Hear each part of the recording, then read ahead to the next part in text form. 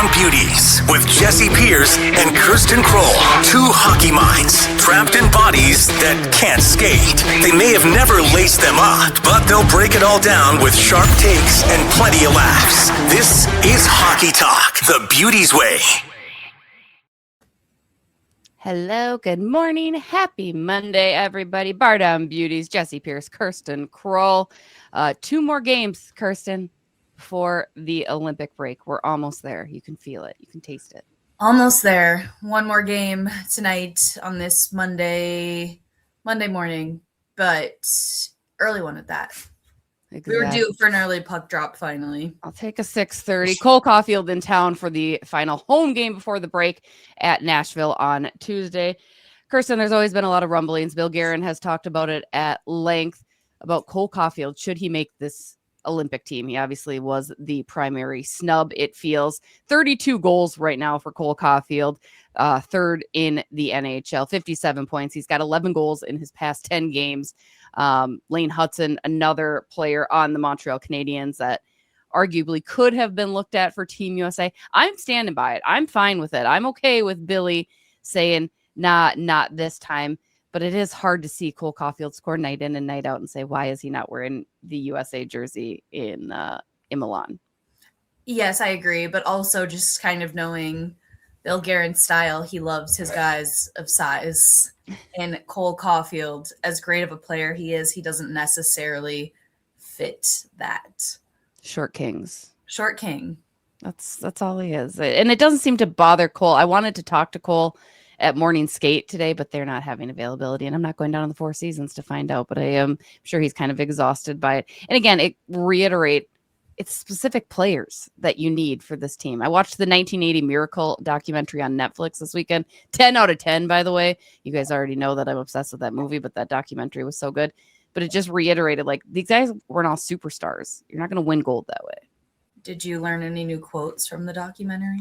I basically... You're going to be whipping out? I quoted the entire Miracle movie throughout the documentary and was like, oh, that's where this line would come into play.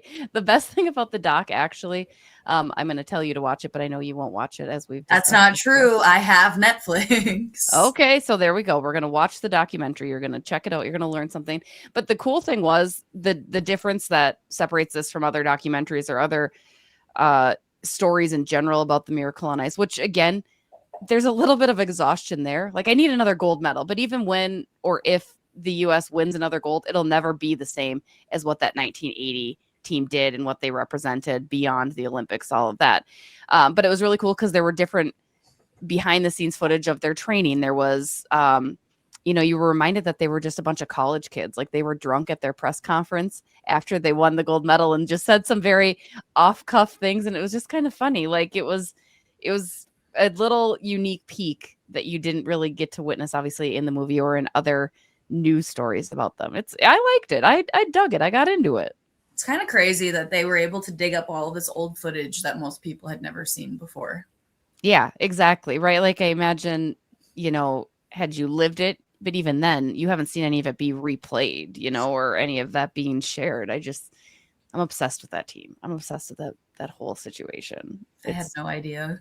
I know. If you've ever met me, you would never know. I even have people still messaging me. They're like, you're still into Miracle, huh? I'm like, still am. Still locked in and ready to go. Kirsten, you mentioned early puck drop tonight, 6:30, which is fantastic. We love that. You want to know why we love it, Kirsten? Because even if it goes to overtime, it's not going to be a midnight. The Minnesota Wild, league leading 21 overtimes and shootouts. 14 of those, Kirsten, have been at home. They are 7-7 in those outcomes, win and lose.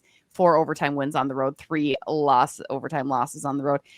Please, the floor is yours. You had texted me the other night last week because we saw 3 straight overtime games at home during this last homestand. And you said you wanted a 5-minute rant. So please, with all due respect. Well, also just to clarify, yes, that was from the Wild alone. The outdoor Iowa Wild Classic also went to overtime. The Minnesota Frost that same week also went to overtime. I had worked 4 straight games that went to overtime.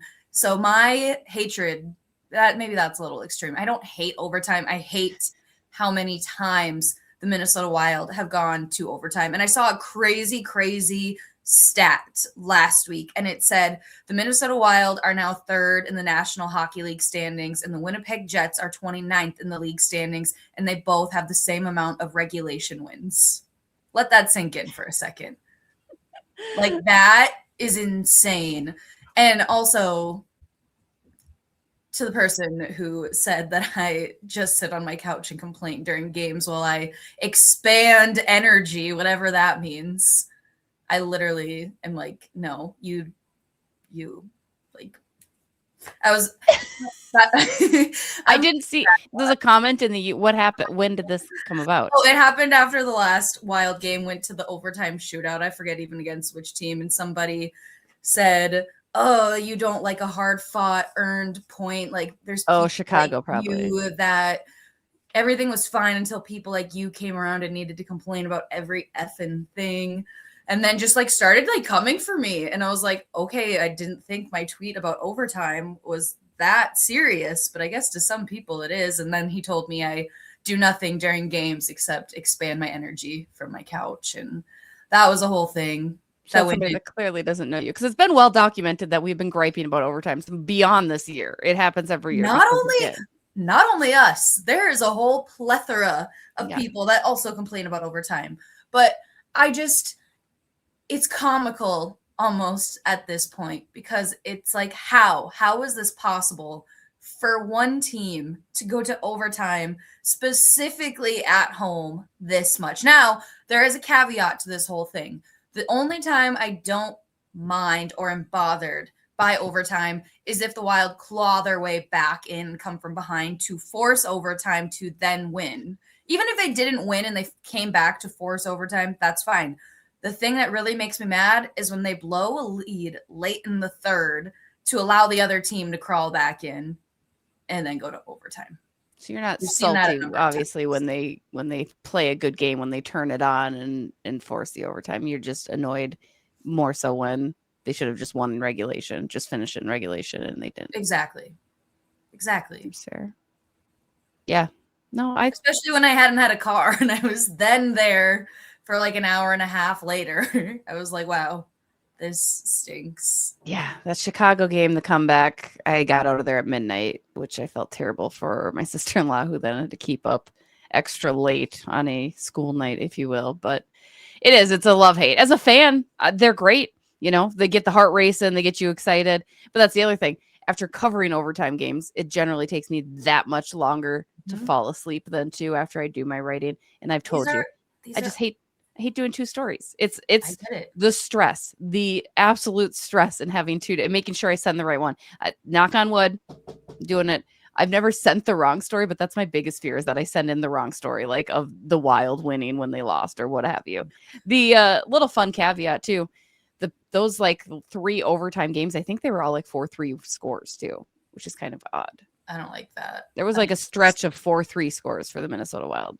I don't like that. That's like some trippy number stuff. It is. And I don't really love. People don't think about. When you're typing it constantly, I was just like, oh, another 4-3 overtime, 4-3 overtime, 4-3 overtime, 4-3 shootout, what have you.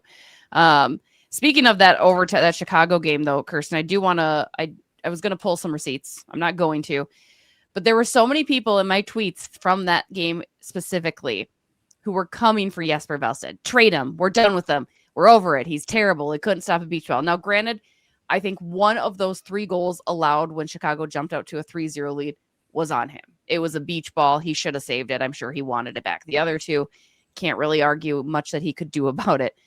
But Jesper Wallstedt went on to win that game for the Minnesota Wild. He made some key saves. He was able to get through those hurdles.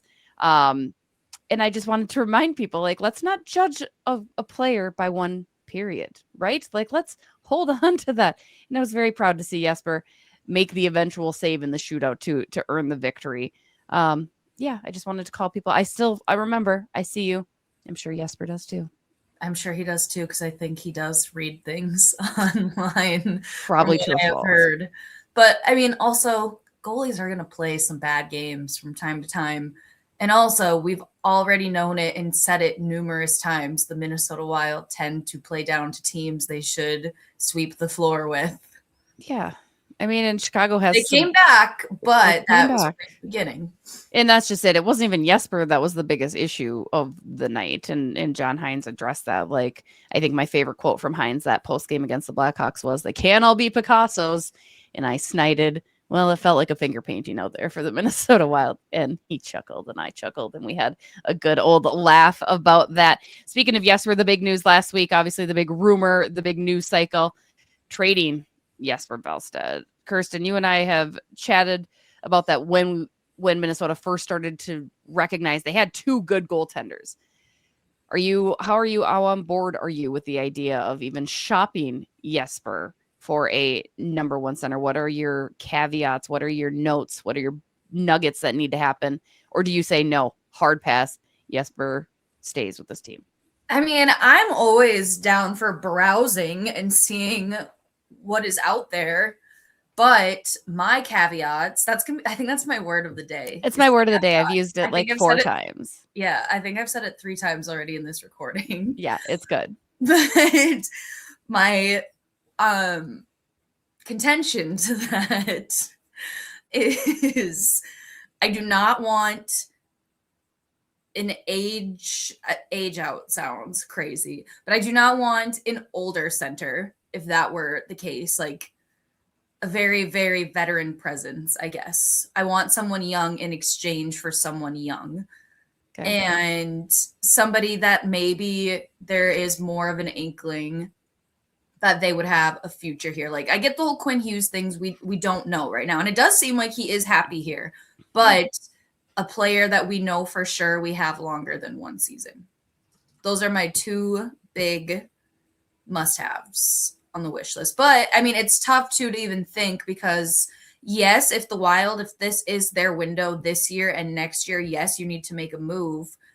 But the only prospects really that I think the Wild would be willing right now, based on conversations, Jesper Wallstedt and Charlie Stramel. You've seen how Jesper's played this year. And then you see how Charlie Stramel's been absolutely tearing it up for Michigan State. And there is the potential, because he said he plans to sign his pro contract after this collegiate season. What year is he a junior?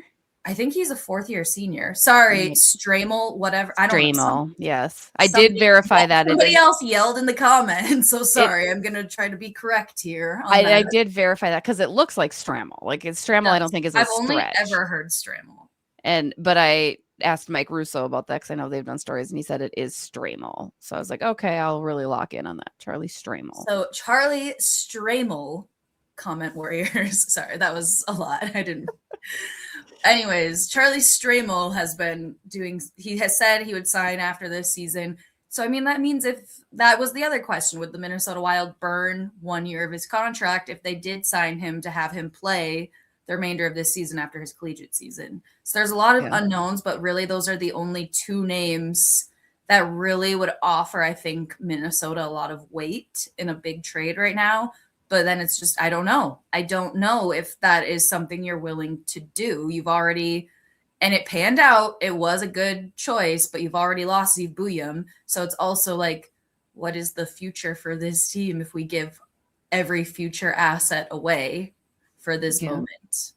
I mean, I think you still have some cornerstone pieces in place to be okay as far as the future goes. But Jesper, you get it, right? There's value, and teams would love to have a player like Jesper Wallstedt. I mean, you see how important goaltending is, and Minnesota has 2 good goaltenders. The problem is you better be 110% sure that you are ready and all in on Gus, which of course you should be. Philip Gustafsson has had a very good season as well. You've already locked him up with the contract. He's got the no move, so you're kind of in that position. So there are like a few things to consider when it comes to Jesper.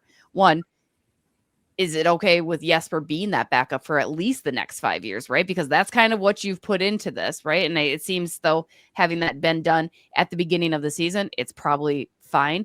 2, bad goaltending in the playoffs will sink you immediately. So if Philip Gustafsson is not 120%, which I agree, he's probably your starter come playoff time, no questions asked, and that's fine with me. But what if he struggles?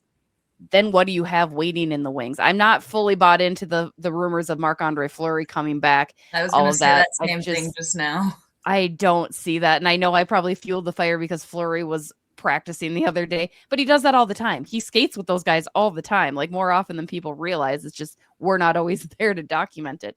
I'm not sold on that idea. So you would need also a backup goalie back, because I'm not loving the Cal Pedersen down in Iowa idea of him coming up. Like, you would need that back too, because playoffs are going to be tough. And while Philip Gustafson, I'm sure, is for the challenge, that'd be my one concern.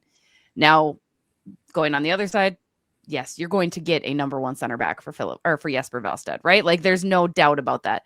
So you're saying no Ryan O'Reilly? You'd be out on Ryan O'Reilly probably. Like, you want somebody under 30, ideally? I love Ryan O'Reilly. Yes. He had an atrocious start to this season. Now, I know he has since picked it up, but oof, that has just been burned in the back of my mind also on Ryan O'Reilly. He's a little bit older, yes, but he seems like Billy's. Someone young, like right, younger than 30. Like a Brady Tkachuk. Maybe. Why do we have the sigh and eye like this? It feels like your mouth said maybe, but your heart says no. Because that's just how I feel. Like, maybe skills, and you know what? If it makes Quinn want to stay, if we bring all of his friends here. Is Tkachuk technically listed as a center? That's a good. I should double. Oh, he's a left wing. So that's not. I don't really know, because I don't follow Brady Tkachuk all that closely, but I have heard that from somewhere else, so I don't think. I always thought he was a center, but he's listed as a left wing, so he's obviously a Ryan Hartman-esque type guy who will step in and do whatever, right? Which is good.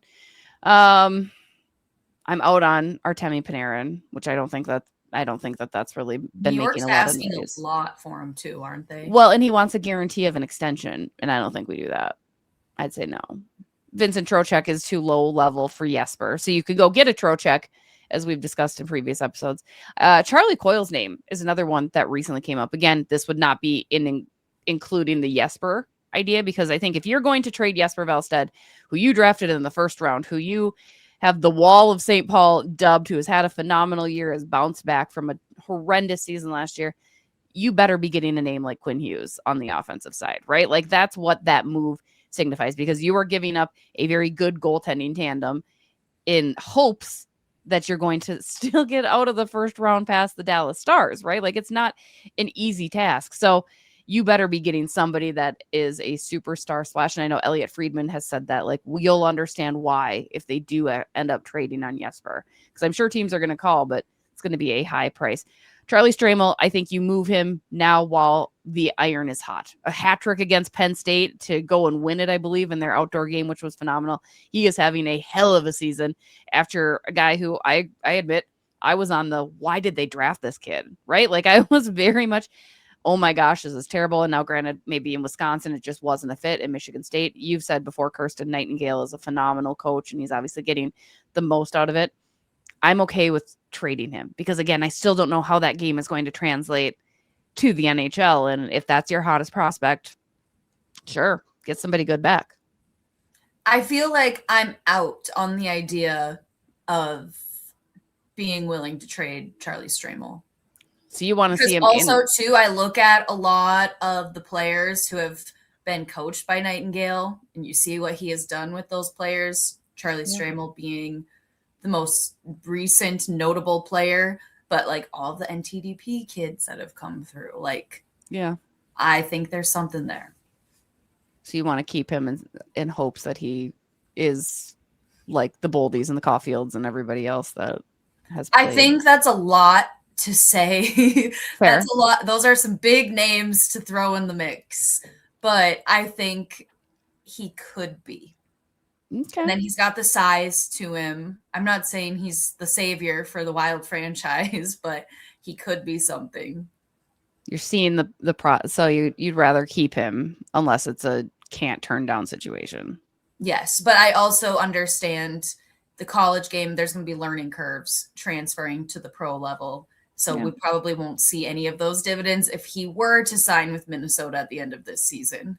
I think my hesitation with him is like it took him so long to get to this level. And again, that comes, I think, with a huge change from colleges and systems and coaches too. And so I recognize that, but I'm just like, I don't love that it's now all of a sudden, but that's part of development too, right? Like, I mean, there's plenty of things. So I go back and forth on it. I just say strike while the iron's hot. Actually, when you're on, you're on. Exactly.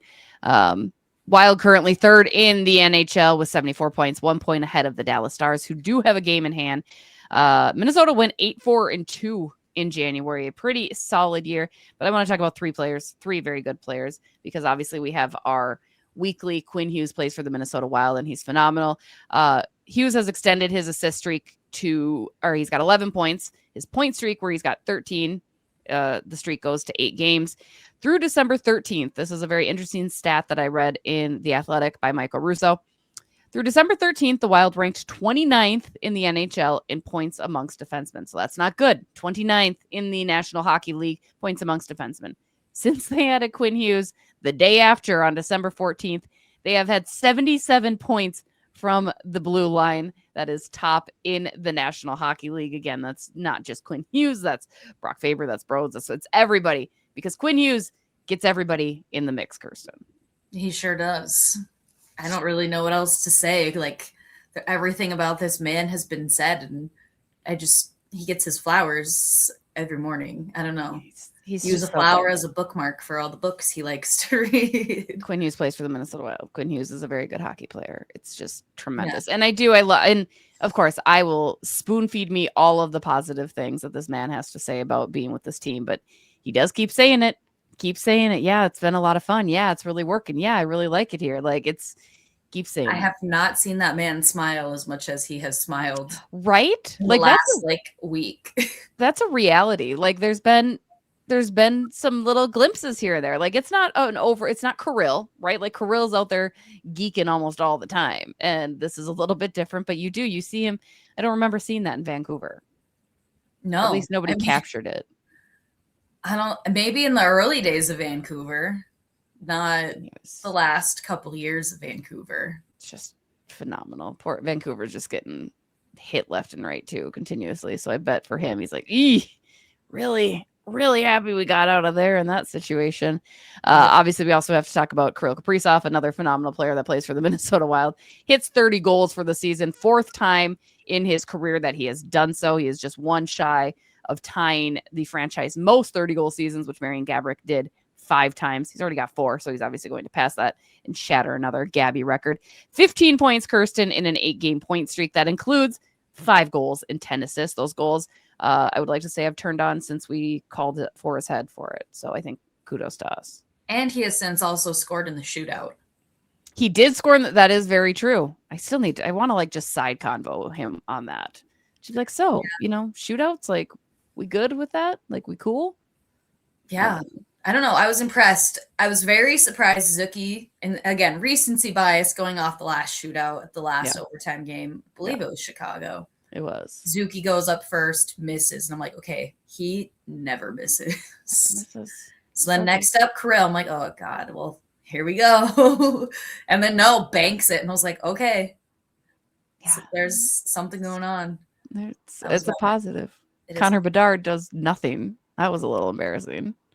Yeah. Like, he loses the puck or something, which is almost like, it was almost as bad as when Marc-Andre Fleury poke checked him on it. Like, it was just kind of funny. Like, he just, Connor Bedard's phenomenal. But I forgot that Fleury did that to him. So good. And then chirped him, I think, on the side afterward too, because as he should. He's the best.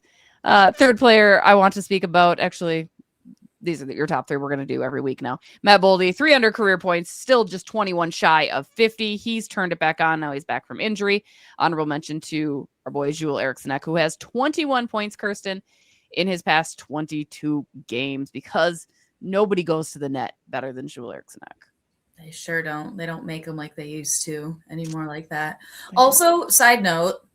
Yeah. Next season, when they're putting new window decals on Grand Casino Arena, who are they going to do a singular big poster of? Kirill, Boldy, or now Quinn Hughes? I think you do Quinn Hughes. If Quinn Hughes signs too, it's just even better, right? Like, if you get that extension done on July 1st, like, the whole building will be wrapped in Quinn Hughes. Well, I think Kirill's going to feel then. Be like, wow, this was me last year. Now you guys moved on so quick. I know. I can't remember if I told you this or if we discussed it, but I remember it was when New Jersey was in town for the quote unquote Hughes Bowl. Yep. And there happened to be something on the TV in the elevator, and there was a New Jersey Devils, some staff members that got on, and there was something about Quinn Hughes. And then the next thing was about Quinn Hughes. And then they got off the elevator and something on Quinn Hughes, and they were like, wow, they really just rebranded their whole team, huh? And I giggled because I was like, yeah, they kind of did. Like, you went all in on Quinn, understandably. You need to. You got to market the hell out of that. But it was just kind of funny. Like, I hadn't really realized, like, oh, yeah, we really, like, full force Quinn Hughes, Minnesota Wild. Yep. Absolutely did. I wanted to ask you this, and I made a TikTok about it, and I tweeted about it, but we haven't discussed it. So Bruce Bernice had messaged at us and said, who is more important to the Minnesota Wild team right now? Is it Matt Boldy? Is it Quinn Hughes? Or is it Kirill Kaprizov? For me, I don't know how you choose. Like, they're obviously all different in their own right. And shout out to everybody who participated. I think the majority of you said Quinn Hughes, but it was a very tight race.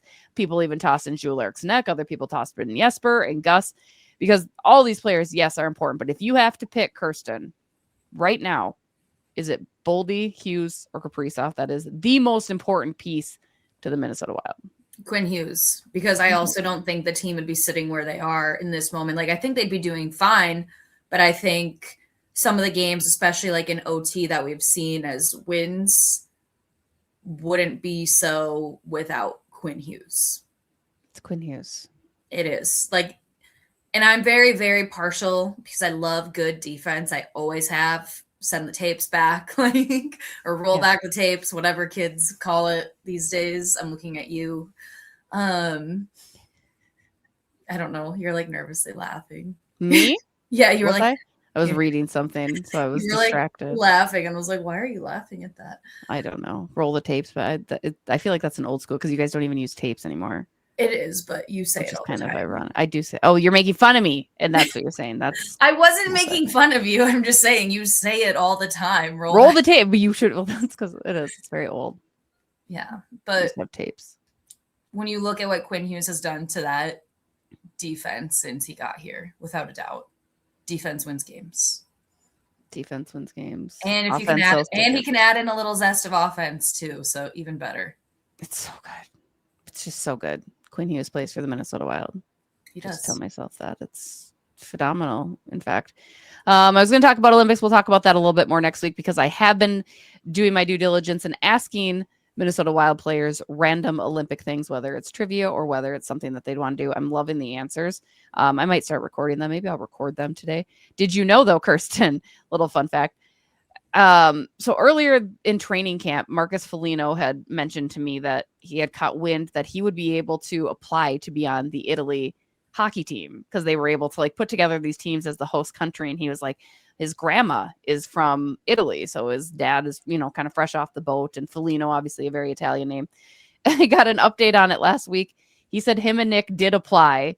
And then the IIHF was like, no, we're not doing this. And he was all bummed out. He's like, Vince Dunn. They wanted Vince Dunn on their team. His name doesn't even sound Italian. He's not like Vincenzo. And he just kind of went off. But could you imagine the Foligno brothers representing Team Italy at the Olympics? I'm mad that they didn't give them the clearance because that would be great. Although Foligno did joke that he's going to Mexico, so he'll be fine by not doing that. But he tried. They tried, and I love that for them. I also love that they tried. I didn't know that was a thing. It's giving like... It's giving breakdancing core at the last Summer Olympics. Like he's like, we filled it out. I'm like, so you guys like went through the process? And he goes, yeah, we had to like get my grandma's birth certificate or something like that. And I think there's even like a town in Italy or something, he said, where it's called Foligno. Like that's like, there's a very, I didn't realize how locked into the Italian heritage he is. And I was just like, they were very excited. They're like, we tried, the IHF is no fun. And so we weren't able to do it. But I didn't even know. And again, I don't even know the full like rules and regulations for it. I didn't even know it was a thing until he had mentioned it to us. He's like, yeah, did you hear? We could maybe go play for Team Italy. And I was like, what are you talking about? Like, don't they have a team? I'm shocked they didn't already have something. This seems like such a Foligno family side quest. Like, I feel like they get, I don't know, but I have a feeling that they do things like this a lot. I do too. Like they're just fantastic. The Foligno face-off stuff, which you saw last week, happens when the Blackhawks and Wild play, right? And they do such a great job too. You couldn't have two better guys to like act out and lean into this, right? Not only did their mom pass away from cancer, but they're raising money for that, and they're just two good people. And so Marcus had told me about the loser obviously has to do something, right? Because that's what a competition's all about. It's about embarrassing a loser. Yep. And he had said that he's going to order Nick a really gross pizza with anchovies and all this stuff on it, which is fantastic.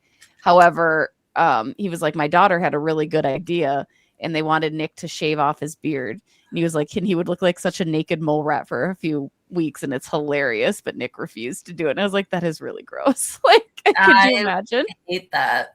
I don't like that. I know. And the naked mole rat comparison, legendary.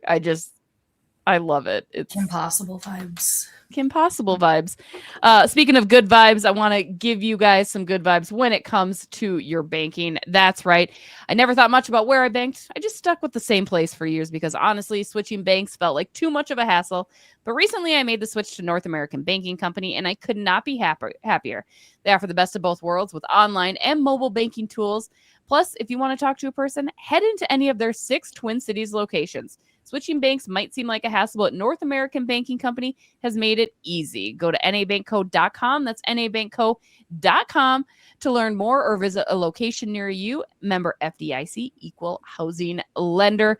Kirsten, what about buying some gear? What about buying some merch? I'm going to try a different approach with you. Well, okay, I had it this time too. I was like, I'm ready.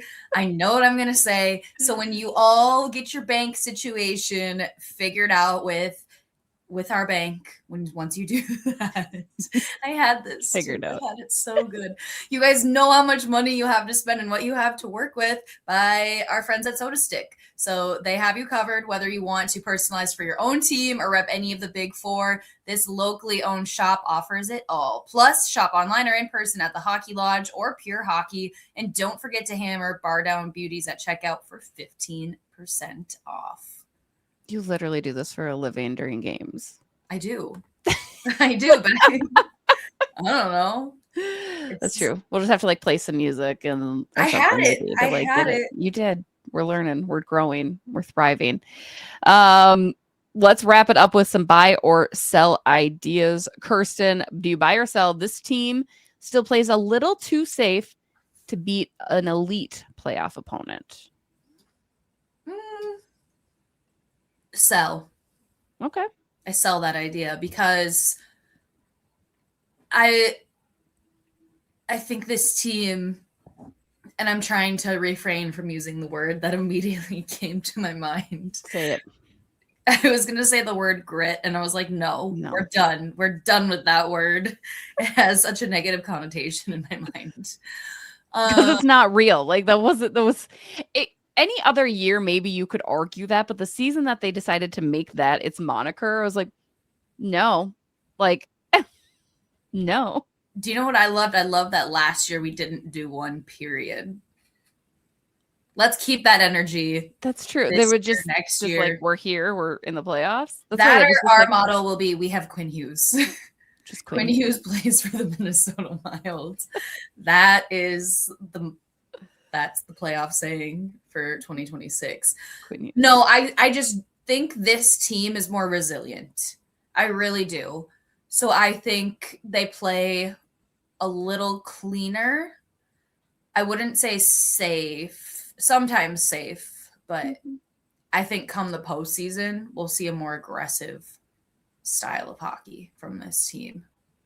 I mean, again, there's always that level, right? And they have it within them. And I think as of late, you've certainly seen that they figure out ways to win, not necessarily in all the same dynamic, which is good, right? Like that's a solid, which leads me to the next. I don't know. You're right. I'm going to sell it with you. I think you're probably right. Like, I don't think that they play it too safe. There are certain games where they've done that, but I don't think overall collectively that's been their MO. Final buy or sell. The Wild are better without a true superstar if the depth stays elite. Now, we saw a big glimpse of that depth the other night with their victory in Edmonton with 15 different point getters, I believe, on the roster. Tyler Pitlick scoring. What do you think? Are they okay? Could they get through if they don't make the big move? If they don't get the superstar center, are they good enough with the players they have rostered right now? I'm gonna sell the idea that they don't need one because I do think they need one big piece still. I think that it's hard because I think you see it both ways. You see teams that aren't comprised of all superstars or superstars and they still find their way. And then vice versa, you see the teams that are star-studded and it's like, oh wow, I didn't expect this happening. I don't know, in a way, like the season Florida went to the cup and won. Like it was kind of a team of misfits. Yeah, it was like you had a couple really good players, but it wasn't like you didn't have Connor McDavid and Leandro Seidel on the same roster, right? Like, yeah, but vice versa, Edmonton has McDavid and Draisaitl, and they haven't been able to find terrible defense.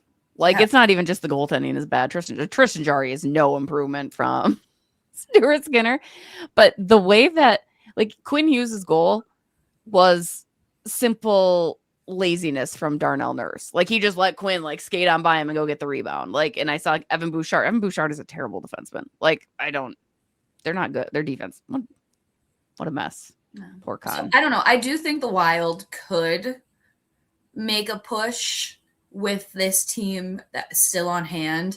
But I think if they just had one more player, the Wild are dangerous now.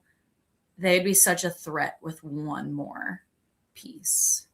I just think, yeah, given the opponent that you are locked in against, you need that, especially with how good Dallas is up the middle. You need that center to be just absolutely locked in. Could they eke out a good 7-game series without they have? Sure. But I don't think you advance, and I don't think you can make it through without finding that guy that can win faceoffs, like point blank. Like you need somebody that is consistently good in the circle and not just a Nico Sturm going out there when he needs to. I mean, that's there, but if you can do it, got to get it done. Lock it up. All right, guys, that's going to do it for this week's episode of Bardown Beauties. Again, Minnesota Wild hosting the Montreal Canadiens this evening. And then at the Nashville Predators tomorrow. We'll be back with more content throughout the Olympic break because, of course, we will be. I'm super excited. Go Olympics. I'm very excited to see how it all shakes out. On behalf of Kirsten and Score and Soda Stick and North American Banking Company, we thank you all. We will catch you guys next week. Bye.